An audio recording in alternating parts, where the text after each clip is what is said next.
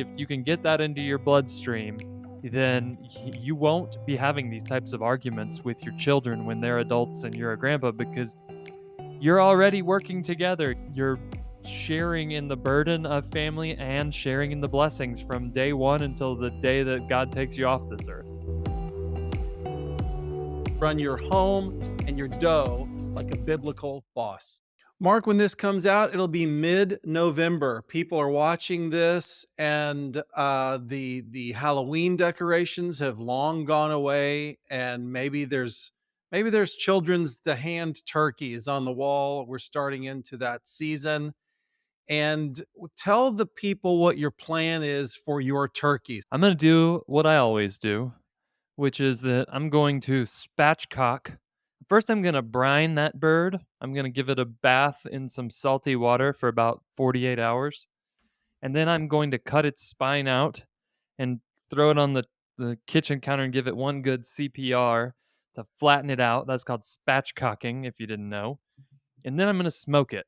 And it's going to be juicy, delicious. It's always a hit. So that's my turkey plan, and it's going on my Traeger grill.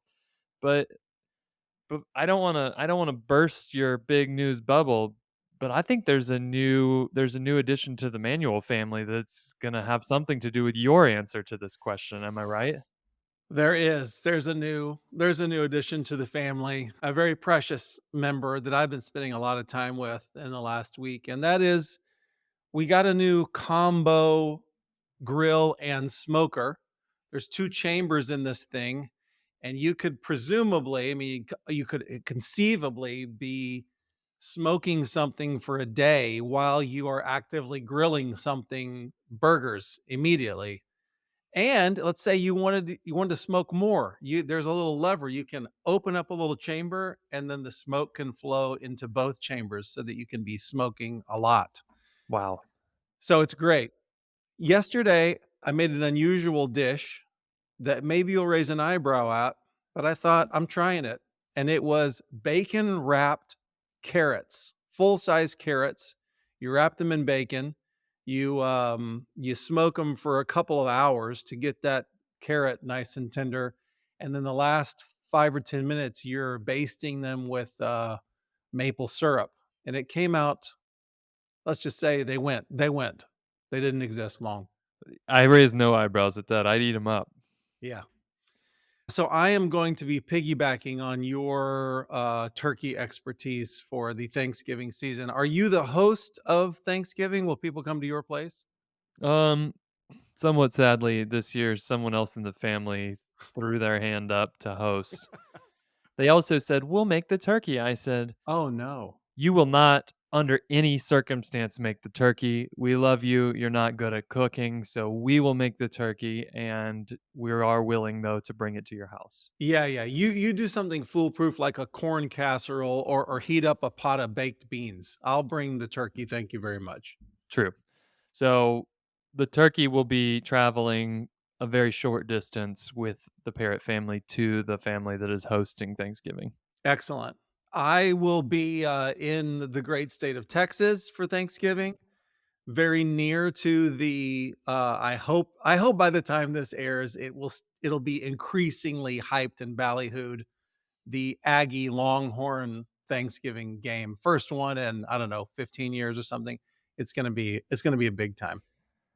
Only upside for those Aggies at that game. If they lose, well, nobody really expected more. If they win, it's a tremendous, awesome day. That's true. That's Yeah. true. I'll be watching that football game for sure. Well, we've got a lot to cover today, so my thought is to jump straight in because what we're gonna do here is No fin. we're gonna cover some social media drama.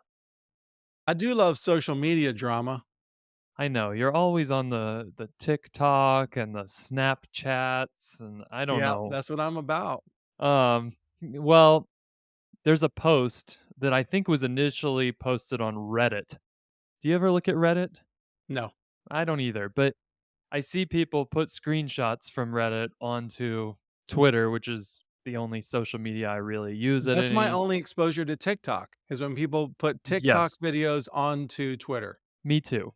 But this one post, it blew up. I had pastors that I follow that were commenting on it. I had accountants that kind of all my different worlds, whether it's kind of your godless cultural commentators or your Christian Twitter. And I saw this post being posted on Instagram. I saw it being posted on Facebook. For whatever reason, this Reddit post that somebody put up, everybody wanted to opine on it. Mark, that I guess you could say in the modern parlance, it went viral. Could you Yeah, say it went viral? It acted like a virus? it acted like a virus. I'll be And darned. I was like an unmasked, just walked right into it. You And just wallered around in it. Wow, that's um, bold.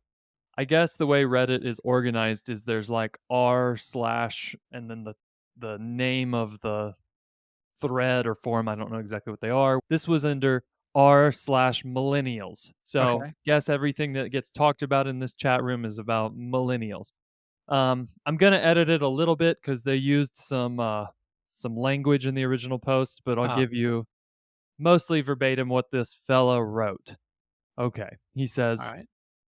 the headline is WTF is wrong with our parents.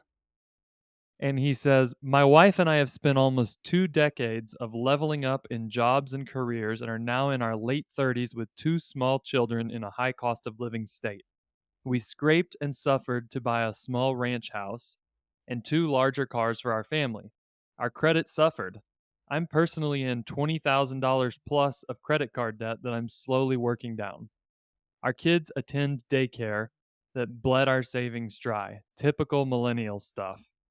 Last week, I came across my father in law's account summary, $10 million plus. Later that week, I mentioned that I saw that to my own dad, and he said, well, he's doing just a bit better than me then. Literally, what the heck? I would give my last dollar to my son to make sure he was more comfortable, to make sure he didn't suffer debt or bad credit as long as he was working. And here are our own dang parents sitting on their piles of gold, watching us navigate a new level of messed up economics and shopping for discounts and raising our children in subpar school districts. And all for what? End of post. And people loved it. Well, what I would say is people just had so many different opinions. I responded to somebody that put this up, and Steven, I got darn near 1,000 likes on my response. That's Wow. how hot this topic was. People were just everything. And so you had people that came back and said, "What a what an entitled loser of a kid. He thinks he deserves his parents' money. He thinks they owe it to him. Go make your own money." And you had people chiming in and saying, well, I would never give my kids money because it'll mess them up and they can earn their money just like I did. And then you had people, and you know me, I like a good inheritance. Uh, Yeah. and they stepped in and said, there's something broken here that has obviously touched a nerve on everybody. This post, it offended the boomers who are going, well, why does our kids think they get our wealth? Sometimes I think they're just talking to me because they want to know how much money they're gonna get. Yeah. It affected the millennials, who are thinking, we seem to have it way harder than our parents did financially, and I don't really care if I get, in this guy's case, $5 million when I'm 65, because what's killing me right now is trying to raise a family. And so I wanted to talk about it because it's been a while since we've really talked about inheritance. Um, Are you gonna and read your response, or are you gonna go you're gonna turn your response into an hour? My response, I'm not even sure it was godly. Somebody wrote in there in response to this, like, my kids are getting my guns and that's it when I die. They can make their own money just like I did. And I think I responded to that fella and said, you will be forgotten when you die. And everybody Oof, loved that. oof. Um, but uh, I do think it needs more than just a snarky quip. I think that I'm gonna have you talk to us for a second about what I think might be actually at the root of why this it's like everybody seems wrong here. It's Yes. the entitled millennial seems Like, he really just kinda wants the money because he wants life to be a little easier for him, Right, and right. I hear the, that. the clueless grandparent is like, "Well, I mean, money is for enjoying, and so what are we arguing about here? Whether I get to enjoy it or you get to enjoy it? You'll wait your turn." And so I think the younger generation that's railing against parents who are intent on spending the majority of their money, and the older boomers who kind of refuse to help their family in a time that that money is needed the most, are both missing the key point of this argument, which is not just, I want to spend money. No, we want to spend the money. We want to go on cruises. Well, we want to have a nice house before we're 60. I don't think that's a very interesting argument because both of those parties have no concept of family. And this is a big problem because God primarily views us in the context of family.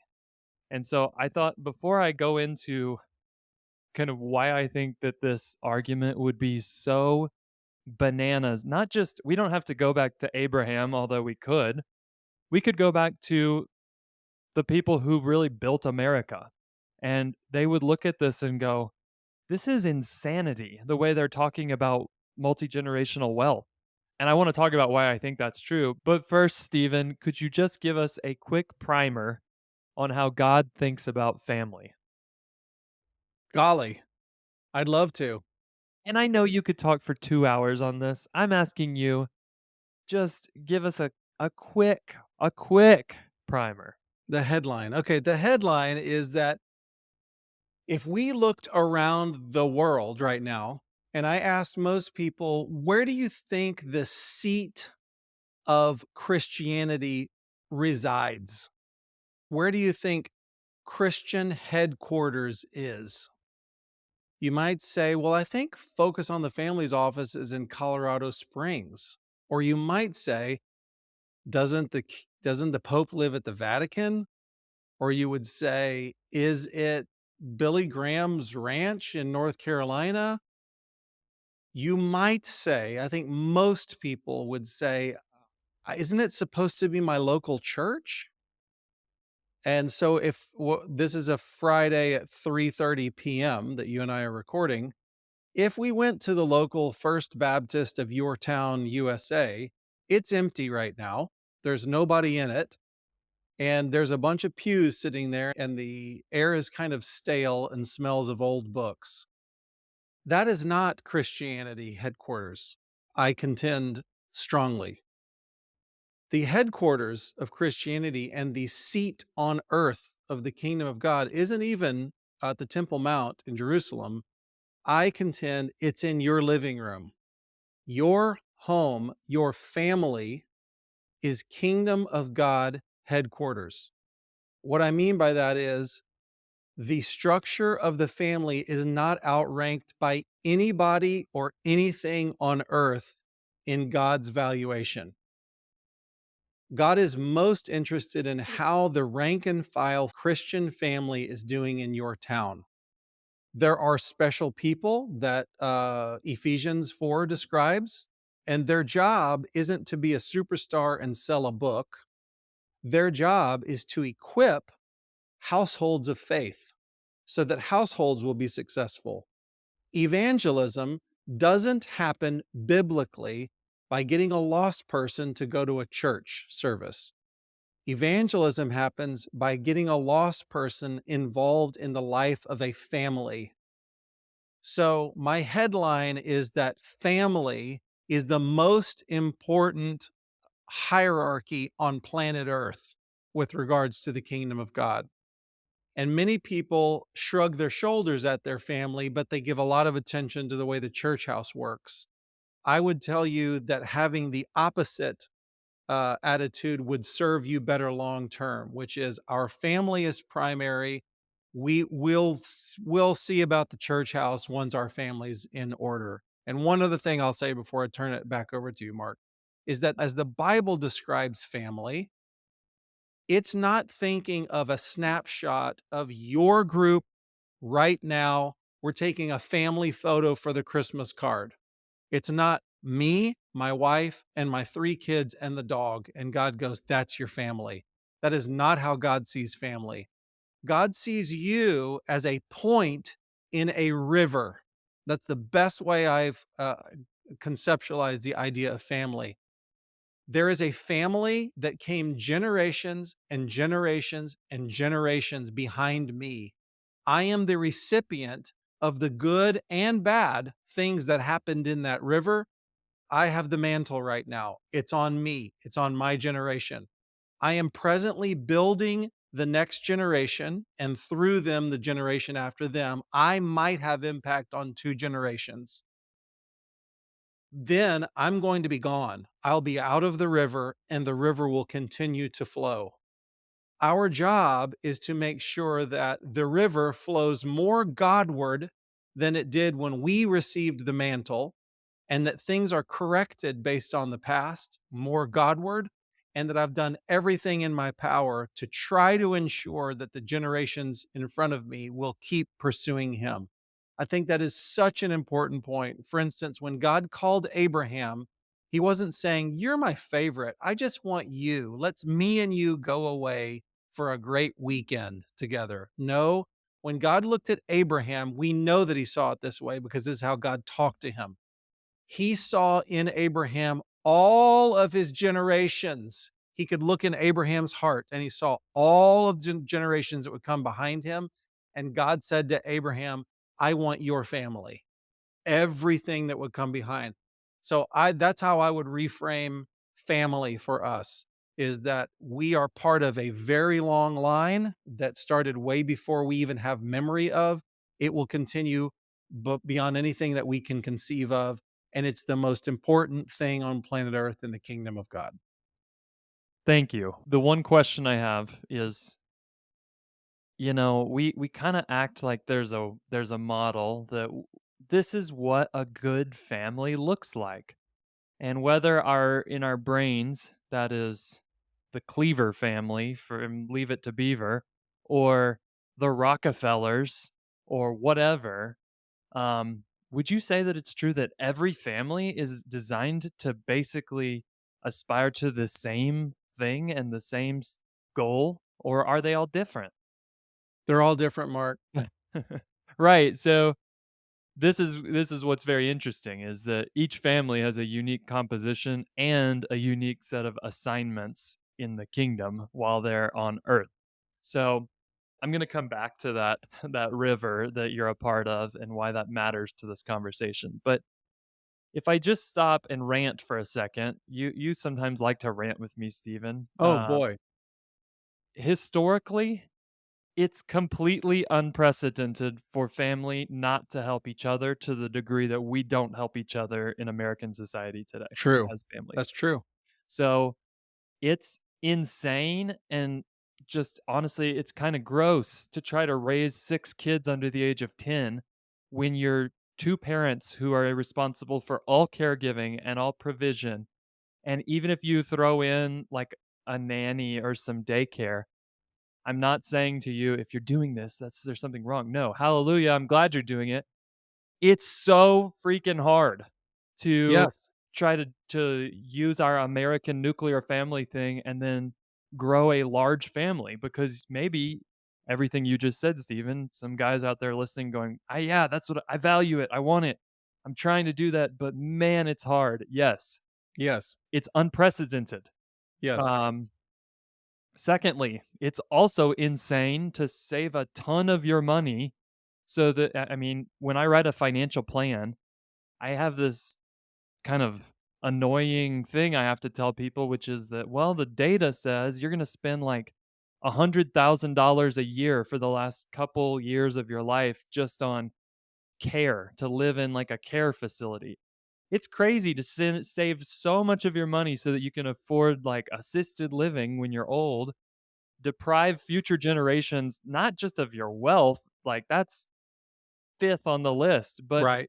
of your presence in old age. Right. You are depriving your family of being grandpa that sits on the lazy boy even when he's so old he can't walk around anymore Amen. and prays for his grandkids and like again, I'm not saying you must live in the same house or there's a lot of ways to interpret this, but We have just made it the default, whether we're talking about financial planning or how we just envision our years as we age. We're going to be independent. We're going to be independent as a nuclear family, and then we're going to fire our kids off in the world, and then we're going to be independent as old people. And one of the success metrics is, did we avoid having our kids have to take care of us in any way? That's right. What's super sad to me is that pretty much every American kid, this is just the default. They're treated like they've divorced their family as soon as they turn 18 and go to college, or maybe they get their college paid for, and they have to go build this outpost on the frontier all by themselves. And it's like Pa Ingalls. He could put up a house pretty fast, but it wasn't that nice of a house. You didn't get the sense that it was like, wow, this is a luxurious home, because he had to start over all by himself, and it was really hard. So it doesn't matter if they get a couple $1,000,000 when they're 60, because what are they building? Historically, again, it is unprecedented for families to not help each other, to the degree that we don't help each other in families right now. Totally agree. And it's wrong, by the way. It's not the way the designer drew it up. There's supposed to be an interconnectedness. I'm just running through my mind as you're describing, like, imagine the value system of an 8-year-old for whom there was a grandparent and maybe a great grandparent that lived in their house, and plans had to be made around the needs of these old people who are highly esteemed by the parents. Well, we've got to take care of Papa, and he needs us to be there at 6 o'clock every night, so we're not going to be able to do the soccer thing because we've got to, like, it would just completely change your value of the world if we simply did family in a way that valued family. It's as simple as that is.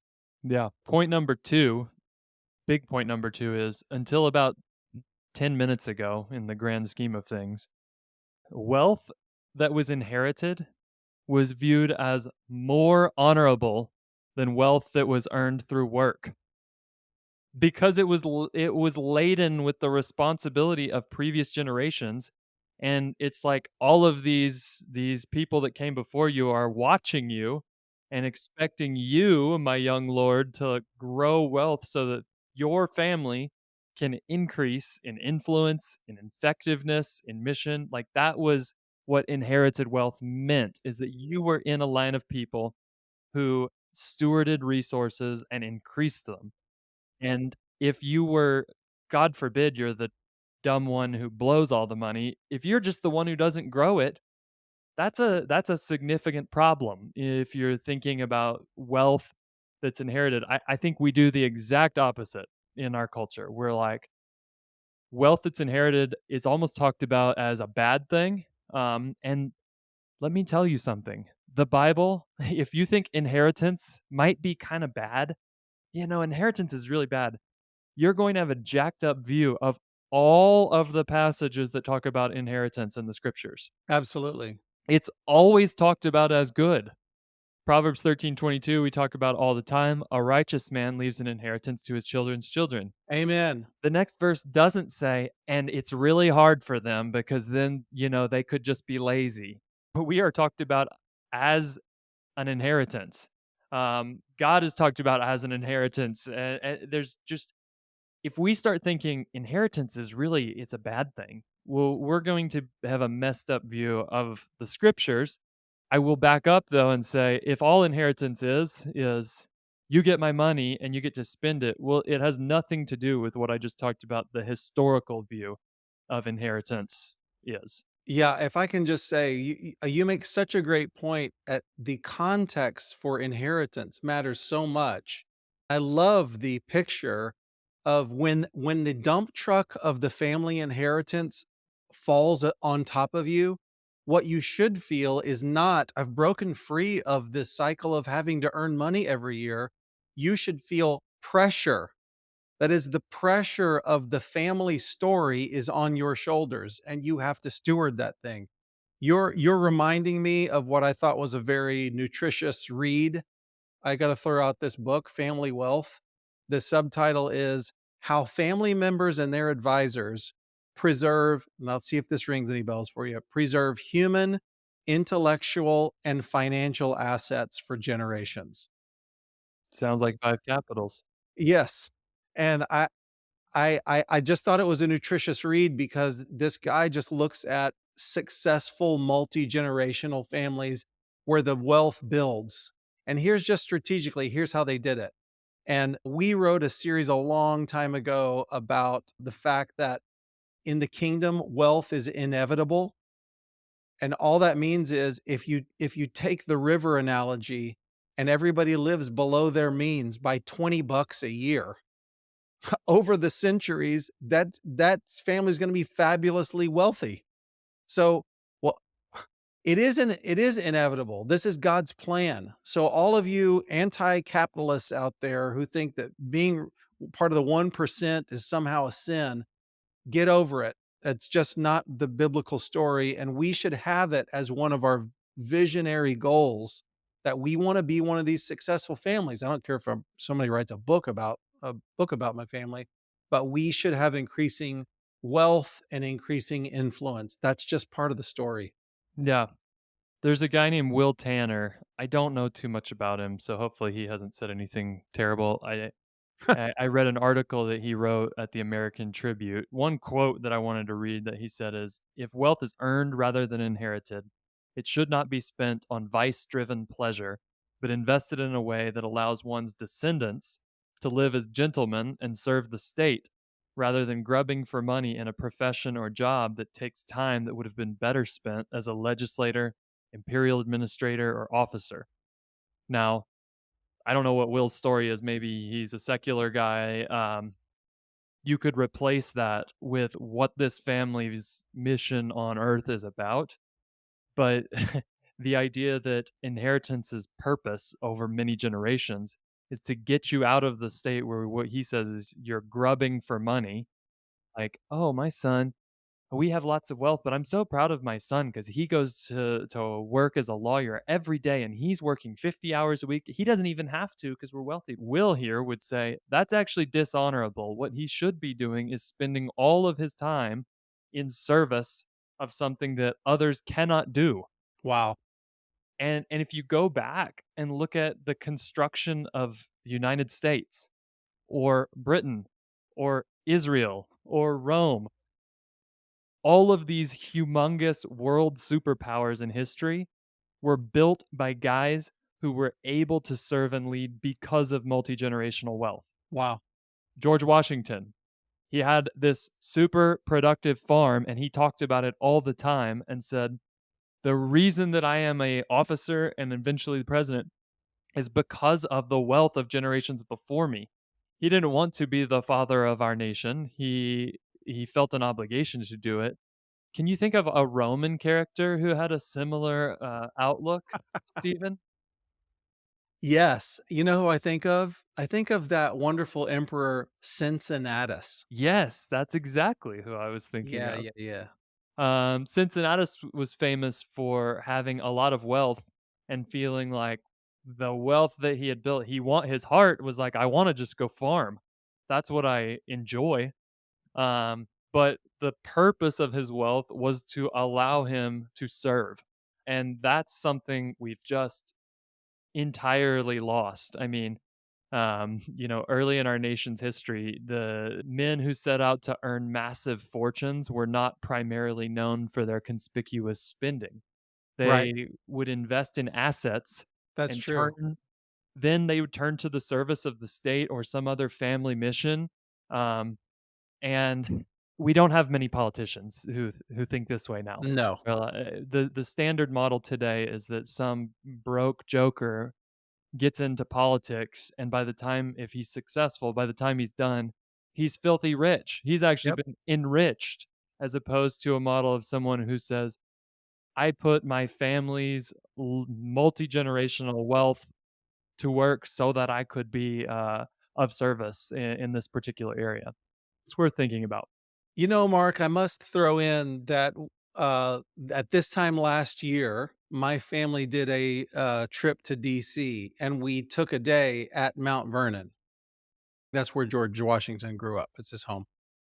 The number one thing I thought as a financial planner as we're looking around this estate is they made money coming and going on this property. I mean, every single square inch of this place, they were making money. So they live right on a turn of the river, and apparently they had every single day they had nets out there. They just caught thousands upon thousands of fish. Now in the household, I don't know, what did they eat? 50 fish a week, let's say, for all of the household. Okay, great. What did they do with the other hundreds of fish? They packed them in salt that they got off of their land and they sold them. They also sold the salt that they got off their land. They had workers who their whole job was like repairing the clothes because they were totally self-sustaining. So repairing the clothes, making shoes for everybody that lived there. And also, what else did they do? Well, in their spare time, whatever they had left over, they made clothes and they sold them. It was like this piece of property was like this factory that was like constantly making money and innovating ways to make money. They had a greenhouse in the mid 1700s. They had a greenhouse where they could grow fruit that you can't grow in DC. You can only grow it in tropics. Yeah, well, they figured out a way to grow it because they figured out a way to route heat into this glass building. I'm thinking, did they know how to do that in the 1700s? Apparently so.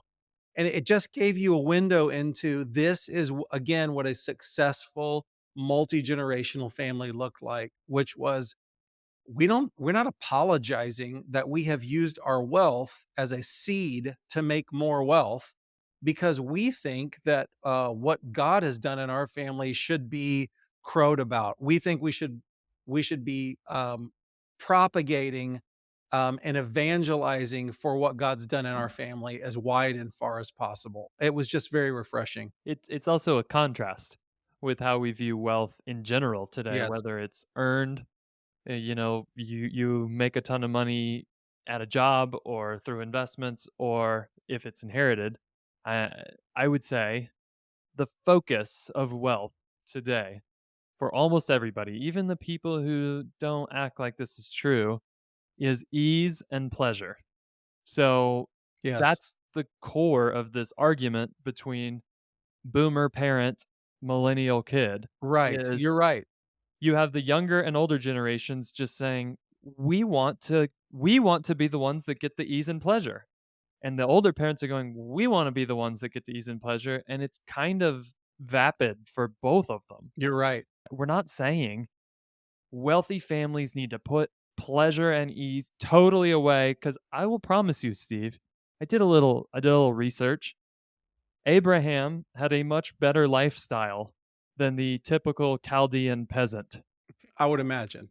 But he also was a rich man before God called him, and God said, "Put your wealth to work in service of a humongous multi-generational vision," and he said, "Okay." I think his lifestyle was a side effect of his responsibility and his stewardship, but it wasn't the point. Yes. The point was that a family would build financial security, for the long haul, and then they can turn their focus forever until someone screws it up to higher callings than just putting bread on the table. And that's something that if you're generation 1, you might never get to that point. That's totally fine. If you're generation 4, you still might be working on that. If you come from a family where the opportunities we've had are to make an average income and we are on track, but we're not going to get to a point where our son can say, I have escape velocity wealth, so I can turn all my attention to this area of service that our family is called to. Can I just interject here? You can. Okay, you excite me when you talk about generation 1, generation 4. We started in years ago on a device, a study or something that would locate you, that would locate your generation in the family story. We know an awful lot of people that are generation 1. We're the first people who have known the Lord. We wanna be, successful financially. We wanna throw vision out into the future. We wanna live below our means and start building. That's super exciting. It's tough for somebody who's in generation 3 to also get the same vision as generation 1 guy, because generation 3 guy has at his fingertips luxury and comfort, and the world is singing a song to him that goes like, "Don't you wanna rub shoulders with the, influencers? Don't you wanna know some of the YouTube stars and go to vacation in the most fabulous exotic spots? You can do it. It's the sitting there for you." And it's so normal for generation 3 to go, "Hey, I was born on third base. You know, what can I say? I lucked out, so I'm gonna enjoy it," as opposed to saying, "No, I'm gonna be George Washington's father. I'm gonna keep pushing this thing forward. I'm going to make sacrifices of my own. They're not gonna be like generation 1 sacrifice, but I'm gonna make sacrifices of my own. I'm gonna build this thing. We're gonna keep going forward. And if I do pull aside a little money for luxury, okay, but that's gonna be minimal in the grand scope of what the family money is doing." That is such an important story, and it seems to me from where I sit that it's easier to get that vision into a generation 1 guy who's having to start from nothing.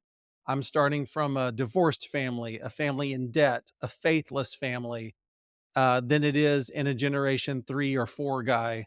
I'm a generation 2 guy, and so I carry a lot of my dad's dreams with me, and I get to build on the faithfulness that he had when he was started with literally 0.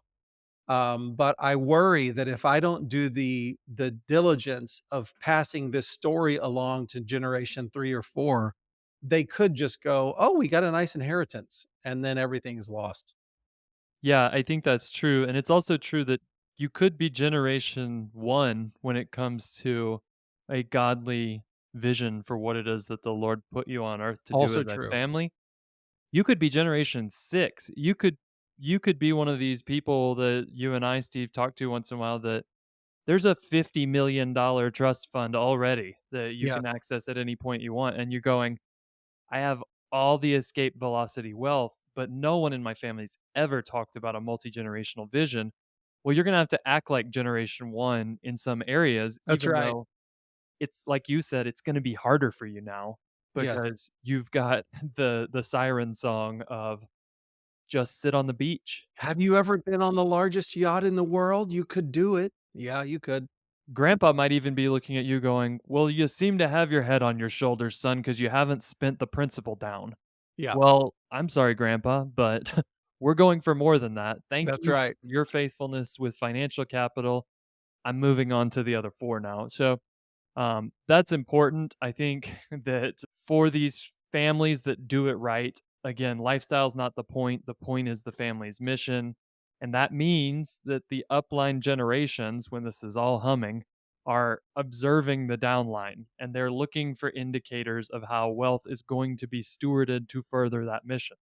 So, in this social media debate, a lot of people talked about, even I think the guy who posted the thing, I've got credit card debt. Well, bailing a child out of their credit card debt is not a great use of the family's wealth. I think of Matthew 13:12. That's the famous to him who has more will be given. Um, Families that do this well over the long term do not just go, well, we did our best with the kids, now split all the money up and give it out equally. They're looking for places to put wealth that it will be furthering the mission of the family. Going back to this Will Tanner guy, he had another quote I liked. He said, "The point of wealth for these families isn't to hoard it like a dragon, spend it like a drunken sailor, or use it to cover fecklessness incurred debt." Wow. And so the patriarch of a family that's doing this might look at a kid who's racked up a bunch of credit card debt and go, "Thank you for giving me a clear indicator that you're not the one to manage this family's wealth in the future, but I'm not interested in making life easy for you. You're not a steward." That idea is all over the New Testament, and it's basically Jesus's parable of the talents that says, um, there is a master coming back, and he's looking for who did well so he can give them more things to be in charge of. True. What were your thoughts on the specifics of the post? You know, you bring it up as a debate point, so I'd like to get some thoughts. So you said, for instance, my one of my questions would be, okay, there's a guy that has what, 10 million. Father-in-law has 10,000,000, father has 8, let's say. Okay, so let's say on both sides of the parents, there's 18 million, and let's say if it's going to get split up out among all of the kids, then there's 4 million coming to them. So do you think out of that 4 million, the fathers should be paying off this 20,000 of credit card debt? I think that's a hard question to answer because what exactly incurred this? Did my kid not know how to budget? Um, Certainly, if I'm in that father's spot, I'm not even considering it until I have a clear what the heck happened, that you spent more than you made. Because the worst thing you can do to somebody who spends more than they make is give them more money because they will spend a lot more than they make now. So the I think the point is the older generation that maybe this imaginary person is complaining to does have a right to say, "You're not good with money, so I'm not giving you more." And that same father that's gonna say that should also go, "I completely failed to prepare you for wealth." Well, that's a Um, great point. so it doesn't matter in the end if I give you some more now or if I give you some more when I die. You're not a steward. You don't know anything about stewardship. Wow. So the real problem isn't the 20,000 in credit card debt, it's the fact that the 20,000 proves that you don't know how to handle debt. Yes, and why would that be? Because the older generation was Didn't train him. they were taught that they have really clear obligations when it comes to family, and this is why I Yeah, wanted to talk about why family matters. They were taught that their obligation is to fire children out into the universe with earning capacity. Those right. kids have the ability to earn some money, and that full stop is where their obligation ends. Yeah, There's no requirement to raise grandchildren. There's no requirements to fund or even establish and further a multi generational family vision. Once you've fired your missiles out there into the universe, you can use the rest of your money for your pleasure and hand over what's left when you die. yeah.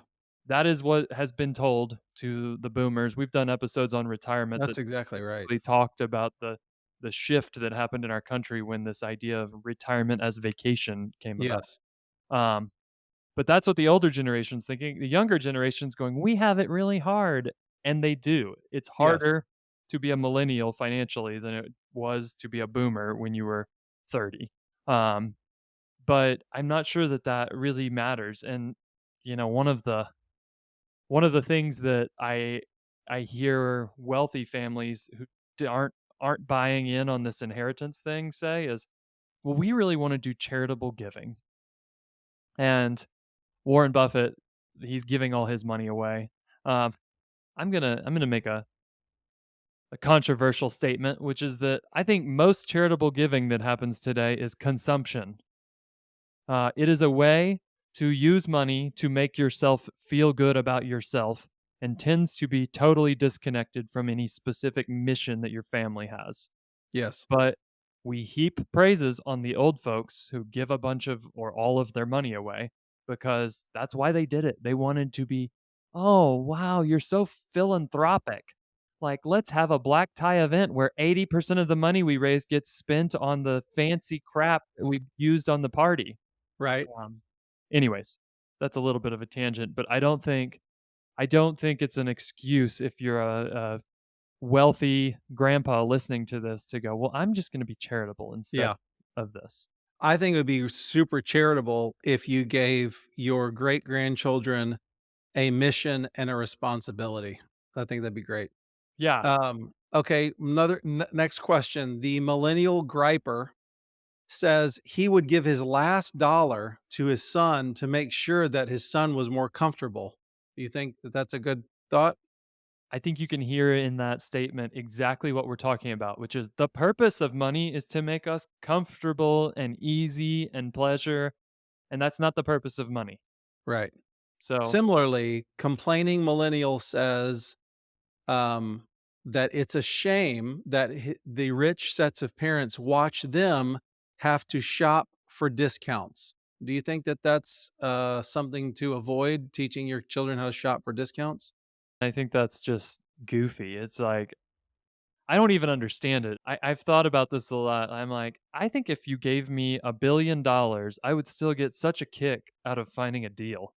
Because the way, like, this is an inheritance I have from my family of origin, Right. is that I grew up learning how to steward a budget and steward money and not spend more than I make. That's Yes. something I got from my dad. Yes.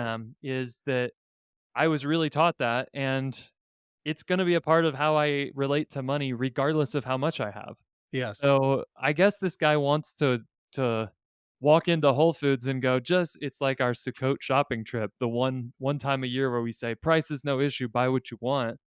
This guy's, like, expecting that that's how his life's gonna be because his dad has money that he can use for his pleasure. So, I kinda talked about what's happening today, what should be happening, what's the model been until this stuff all started breaking. All right. Just 2 points. One is that I think the obligation is to one's family, and that family's calling in the world. Um, Nothing I'm saying makes any sense if the obligation, going back to that previous point, is just to shoot off kids who are, at least on paper, they should be capable of taking care of themselves. If that's the Yes. obligation, everything we're saying is stupid. It doesn't make sense. If there's a calling on your family, then that's your obligation, and that even means, hot sports opinion, that branches of the family that won't align with that are going to be cut off from the family wealth, not Mm. coddled. I'm not saying if you have a kid that doesn't want to do exactly the thing you envision they would do with their profession, that you cut them off from your life. I'm not saying that at all. I am saying that this is why family vision is hard. It has to be flexible enough so that you go, oh wow, we have a totally unexpected piece of the puzzle. How does that fit into what God's doing in our family? It should be adaptable. But if you have a kid that's just like, this person is going to run up credit card debt and I pay it off and they run it up again, you're coddling something that actually is going to completely make it impossible for your family vision to go Yeah. forward in the world. So that's not how it's supposed to be done. And the other thing is that wealth was viewed as belonging to the family. And it was universally declared vile and wicked for one person or even one generation to decrease the family wealth through consumption of the principal. Yes. Um, and again, that's not how we think. We think, you hear it in that post, this is his money, and I Yes. would like him to give it to me. Yes. What my biggest goal is, and I am already taking steps, even with young kids, to start saying, "This is our money.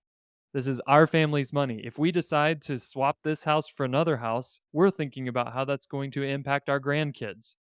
And if we decide to go out and labor for more money, it's because there's specific things we're trying to fund, and it's always our money. It's Yes. not my money, and maybe I'll give it to you someday." I got to recommend another book, Family Fortunes by Bill and Will Bonner. It's a good one. You're describing things that are a little bit testy, right? Like, who do I cut out of the future of the family trust or whatever the thing is? How do I know if somebody's a part of the deal? How do we kind of punish or slap on the wrist the person who lives by consumption of the family fortune instead of building the family fortune? This book just goes into practicalities of all of that stuff. It's kind of a behind the scenes look at what these uber wealthy multi-generational families, how they operate. And they don't just sign everybody a blank check and go like, well, let's all just see how we do. There's rules around the way the family fortune is used. It's fascinating if that's the way you want to build your life. Yeah.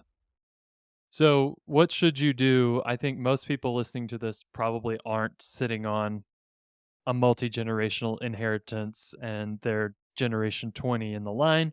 A lot Definitely. of you are probably just doing your best. You probably relate to that millennial going, "It is hard. I'm trying to raise kids. I'm trying to do this and it's hard, and I'll be lucky to have a little bit of wealth left over when I die." Um, I still think there's action items for you that come from kind of studying this, how we've dealt with inheritance. And the first one is to spend a lot of time and deep work to understand why your family exists. Mm, Um, so it's very possible that you're generation number one when it comes to this family vision thing. And mhm, that, like I said, that's true whether you're getting a $2 million inheritance when your parents die or nothing. yep, Um, but you have got to figure out what the target is. And we've done episodes about family vision. There's a course that we have on starting to like wade into those waters. You can try it. But you don't even need somebody to give you an online course. You can just start thinking, why what are the assets, which those include things like children and talents and spiritual gifts. all of that stuff. What if I wrote them all down and just zoomed out, what would I say this probably is here to do? Yeah, Good indicators of why your yep, family exists. yep, Step 2 is to put your wealth in service of that multi-generational vision. So, yes, one of the best things you can do is forego consumption for that thing, and I think a lot of you listeners are good at just kind of we're pretty good at going like, "I'm willing to delay pleasure in service of kind of a longer term vision." But I'm gonna encourage you also, talk about it all the time. This might seem self-aggrandizing, but I would tell your children, "We're not buying that thing that we all kinda want because we're aiming for a day in 150 years when parents don't have to work 9 to 5 jobs and could put all their time towards these callings that we have as a right, family." Talk about that, and even if you're like, "I only hit that target that I'm aiming at 1 out of 3 times," talk about make it clear that that's your intention. You will start holding yourself accountable so that you don't just that's become a great. fake. Um, Number 3 is train stewardship as if, like I said, the same way you would train your kids to handle rifles if you knew that in 2 weeks your house was going to be attacked by cannibals. Right, Everything would be like, we're pointing all of our resources at drilling you and training you, and stewardship is critical. So we can cover this in future episodes. There's specific things that we recommend that you do to start putting money, financial capital in kids' hands from the time they're very little. yep, Um, Teaching them how to value money, how to think about giving, how to think about even family vision and what their piece is, and encouraging them, "Hey, this is coming your way. You're not just inheriting the resources, you're inheriting responsibility, and you're gonna be able to kind of steer this family mission and vision for the next period of time after we're handing over the reins to you." So, um, if you were preparing for battle, everything you did would be aimed at making ready as fast as possible. That's how you should think about training that's kids for good. stewardship. And lastly, if you're the millennial listening and you're thinking about that boomer generation, I would say you need to invite upline generations into this while guarding carefully against bitterness or presumption. Mm, So they don't think this way, typically. Most right. boomers do not think this way. They'd have already talked to you about it if they did. It's not your calling in life to set them straight. Hey, mom and Amen. dad, we have become enlightened and you guys are greedy bastards. No, that's not that's not your job. No. Um, but what I would say is you can invite them in for a taste. Like, hey, some of the best conversations that my clients have when they're going through their financial planning process is around constructing a family vision, because I think a lot of parents kind of roll their eyes when their adult children come their way and go, "Hey, we were doing financial plans." And I think a lot of parents go, "Oh crap, they're about to ask me how much money they're getting from me." And when Yes. you can surprise and say, "We're trying to understand why God put this family on earth. What was in your heart when you were dreaming about the family?" Great. Even if what comes out of grandpa's mouth is absolutely not in line with the Lord's intentions for your family, I guarantee you he will feel honored that you Yeah. asked the question. Yeah. Um, And so you can invite upline generations in for a taste of this, even if they're not at all of the mindsets to ever hand you a dollar. That's okay. Yeah, You're gonna have to deal with that with the Lord and say, they don't owe it to me. They don't think of money this way, and we're starting anew. Um, sure. but I would say invite them in and then proceed regardless of whether they catch the bug. Meaning, um, if they totally shun you and go, we don't have a vision. We're really interested in this over 55 community that we're thinking about joining and in Arizona. Well, okay, bless you. We love you and onward. But those are kind of my next steps when I think about how to respond to this as you start to work it into your family's culture. That's right. So I want to encourage you not only shift the way that you think, but I want to encourage every dad out there. You're making sacrifices today, and they're not just so that you can get a new car in 5 years. That might be a goal. They're not just so that in 20 years you'll be able to kick back on the Riviera. That sounds like a fun trip, but it's so that 100 years from now, your family is growing and blossoming and still is under financial control, constrained by a vision that God has given you and to your generation. So bless you as you make today's sacrifices, and may we all dream correctly about wealth and the generations that are using it. So bless you as you build your home and run it and your dough as Abrahamic bosses.